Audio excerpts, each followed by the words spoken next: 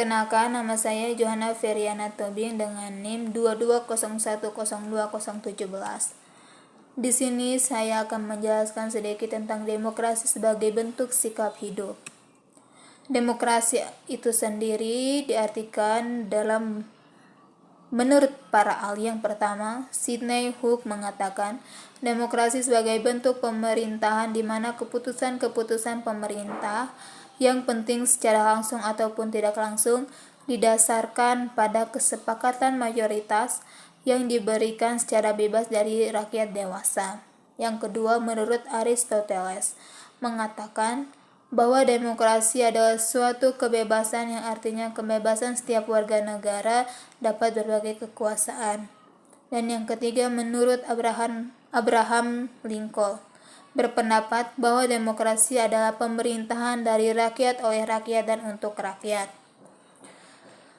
Berdasarkan pada pemahaman para ahli di atas, demokrasi pada hakikatnya bertitik tolak pada nilai kebebasan setiap masyarakat untuk menentukan, memilih, serta mengatur suatu negara, karena sistem itu sendiri merujuk dari rakyat untuk rakyat dan oleh rakyat itu sendiri. Perilaku budaya dalam kehidupan sehari-hari. Yang pertama, menjunjung tinggi persamaan. Yang kedua, menjaga keseimbangan antara hak dan kewajiban. Yang ketiga, membudayakan sikap yang adil dan bijak. Yang keempat, membijaksanakan musyawarah mufakat dalam mengambil keputusan. Dan yang kelima, mengutamakan persatuan dan kesatuan nasional.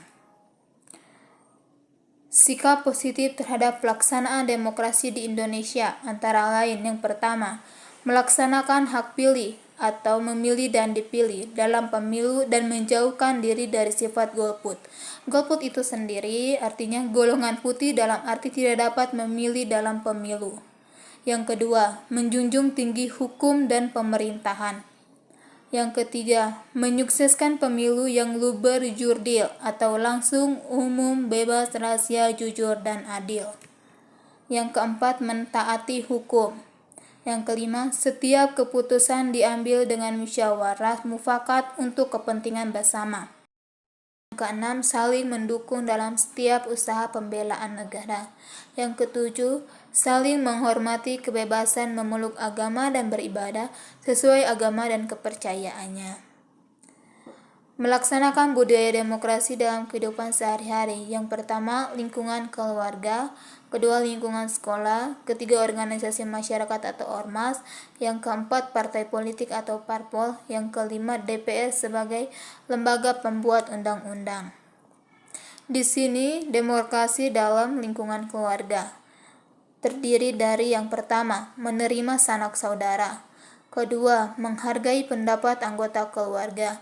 Ketiga, senantiasa musyawarah dalam pembagian kerja. Keempat, terbuka terhadap suatu masalah yang dihadapi bersama. Yang kelima, membiasakan diri untuk menempatkan anggota keluarga sesuai dengan kedudukannya. Keenam, membiasakan mengatasi dan memecahkan masalah dengan jalan musyawarah mufakat. Keenam, mendahulukan kepentingan bersama daripada kepentingan pribadi. Demokrasi di lingkungan sekolah, antara lain, bersedia bergaul dengan teman sekolah tanpa membeda-bedakan cantik jeleknya seseorang. Yang kedua, menerima teman-teman yang berbeda latar belakang, budaya, ras, dan agama. Ketiga, menghargai pendapat teman meskipun mengutamakan musyawarah, membuat kesepakatan untuk